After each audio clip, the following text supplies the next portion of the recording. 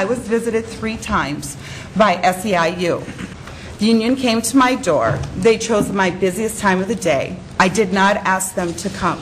They knocked on my door at lunchtime. I don't know if you've tried to feed 10 hungry, tired children at the same time. It is chaos, especially if there's someone at your door. He introduced himself as a Kids First. I did not know what a Kids First was. He said, well, he was interested in improving child care in the state of Minnesota. I asked him point blank, are you with the union? He said, I am with Kids First. Obviously, he answered me correctly. Kids First is SEIU union.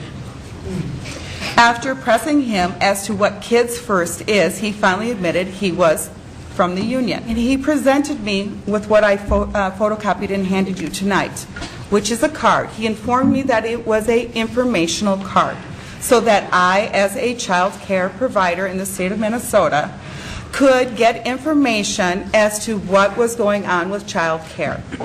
He did not inform me that it was a check card, that if I filled out this card and returned it or left it with him, which I was supposed to do, it meant that I wanted to be part of the SEIU union, Kids First. I was first introduced to the unions when a man walked into my home without knocking while I was busy preparing lunch for 6 hungry children. He asked me to sign his petition asking the state for health care insurance. He assured me that it was free to sign, told me that my local and state associations were supporting him, and had an argument for every reason that I said no. He became visibly irritated with me as I continued to say no. Having this strange man in my home made me feel scared and uncomfortable. My eye was on the children who were next to me, and my mind was on the lunch boiling over on the stove. I almost signed just to get him to leave. It wasn't until after he left that I had a chance to read the flyer that he left. That was the first time that I saw or heard the word union. He never identified himself as being from a union, never mentioned dues or contract, or that I would be granting the union the right to bargain on my behalf. I started speaking with other child care providers and was disturbed to hear that the vast majority signed the cards under the assumption that they were signing up for more information. The vast majority of providers I have talked with specifically over the last 5 months did not even know that this was an option and might happen.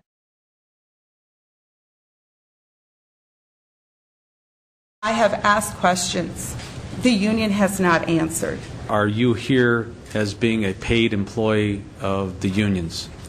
Mr. Chair, I am a child care provider. I am not a paid employee of the union. You are a child care employer, provider, and you are not an employee of AFSCME, correct? Ms. Thompson? Mr. Chair, yes, that's correct. At any time, have you received any funding from AFSCME? Ms. Thompson? Mr. Chair, yes, I received last time reimbursement for my expenses while I do work to help organize other child care providers. And at what was the dollar amount that you received? Ms. Thompson? Mr. Chair, I'm not sure of the appropriateness of the answer to that question. The appropriateness of that question. I do know that it is public record, Ms. Thompson. Okay. So if you'd like to answer, if not, I can answer for you. Mr. Chair, I'm sorry, Representative Franzen, I didn't bring my 2010 income tax return with me. Okay, that's fine. I'm looking at the Department of Labor here, and I see it was $24,000. At some point, dues will be paid if there is an organization. And I'd like to know where those dues will come from. Will they come from the parents who pay for the child care, or will they come from the provider who runs the child care in their home? Parents will not pay union dues. The members of the union pay union dues. The provider will pay the dues, and we heard about the rising cost of living. How is adding union dues to the cost structure of a home-based daycare going to reduce the cost to the parents or provide more stable income to the home care provider? I understand, yes, the cost of living is going up, but there is going to be no dues collected or implemented for any provider as in any other contract with any other union until the providers have negotiated a contract. So what you're saying is we have to do the organization and then we'll find out how much it's going to cost? Ms. Curran? Yes, ma'am. I oppose the unionization of small business owners as an entire industry. I'm actually very liberal and support unions. My first experience with them was back in 2005 when I heard about an informational meeting they were holding in Duluth. I attended this meeting with a bunch of other providers. I thought this is going to be great. I'm going to sign up for it. At the meeting, they talked about what the structure of unions are and kind of explained the rundown for us. They also told us that they could get us in a pension and workman's comp. When these questions came up, a lot of providers started to ask questions. Who's going to give us this? We're self-employed.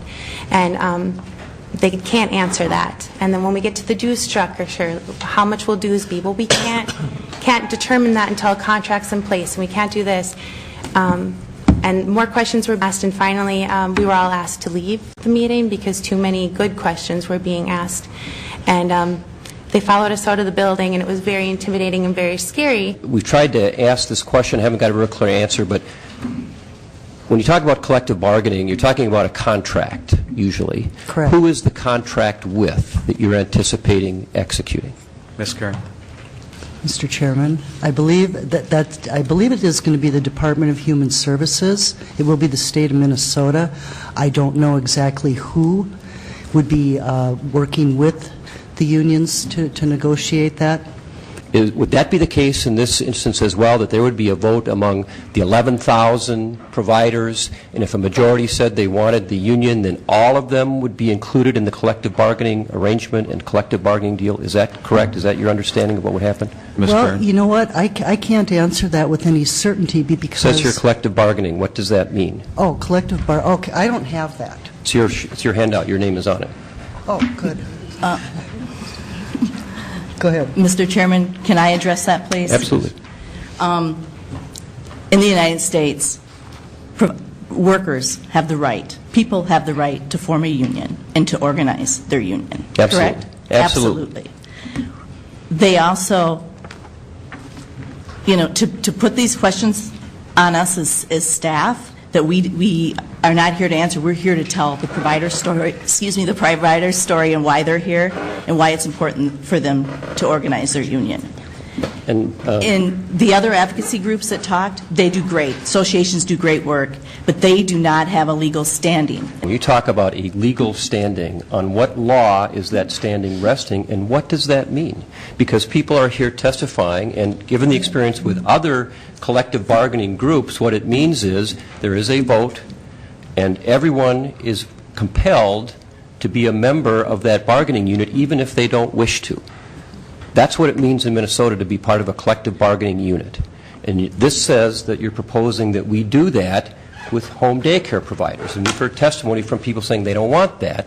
And the question is very simply, if we do this, will they be compelled to be members of this bargaining unit and be compelled to either pay dues or a fair share? Now, you are representatives of the organization that is putting this material out and asking people to support that effort.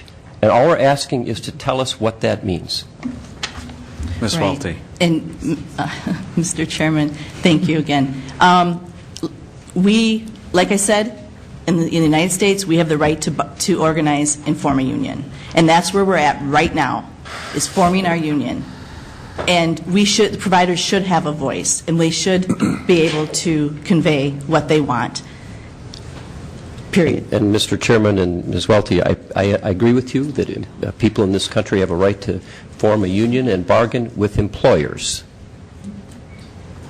But I have not heard anybody say that these are employees of the state or the Department of Human Services. And so we're trying to understand, when you're saying collective bargaining, a seat at the table, a legal seat at the table, who is the employer?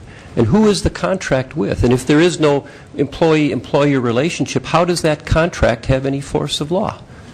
And to me, these are very fundamental questions. We're trying to understand what this effort is based on and what it's trying to get done. Right. And all we're looking for is information, answers for that.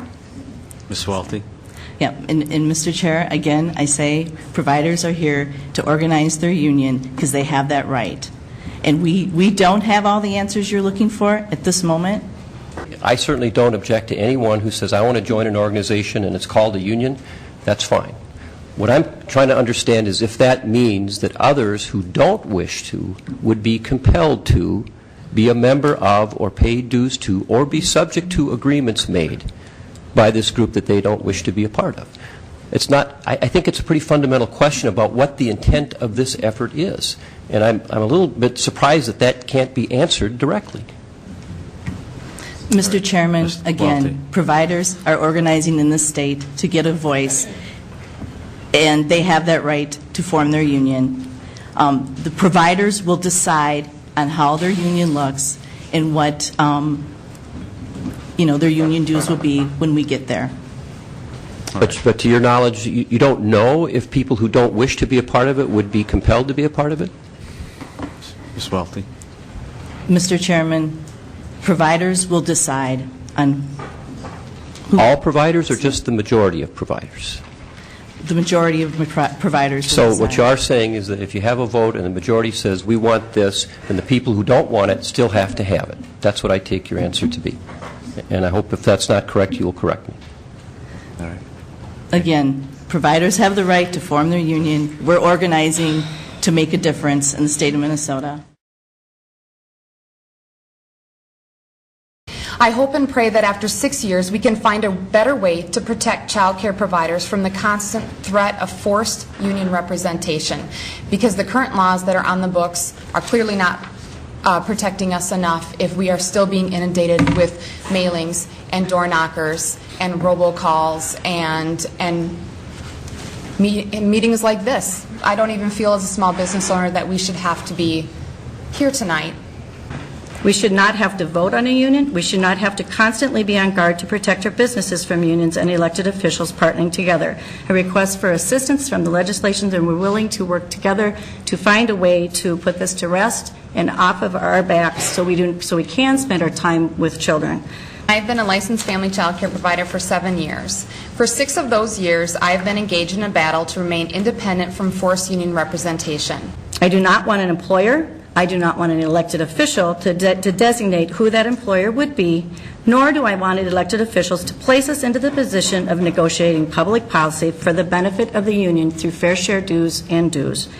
I'm a small business owner without that employer, and I want to stay that way. I have been in 2 public meetings where union organizers have stated openly that the unionization of daycare providers was a done deal, and that because it was an election agreement between Governor Dayton and the unions, and that this would take place, so it was not worth the discussion.